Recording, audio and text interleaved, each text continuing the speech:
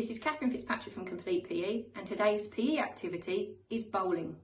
So for golf bowling, like all of our PE activities, please make sure you've got yourself a really safe space to play in where you're not going to hurt yourself or damage anything.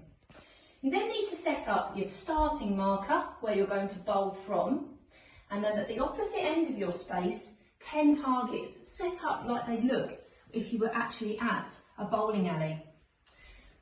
You're then going to need to spend a bit of time before you actually start competing against yourself or someone else at mastering your bowling technique.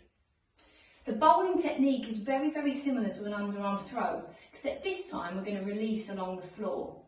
So take some time to practice, and practice thinking about how you can hit those targets.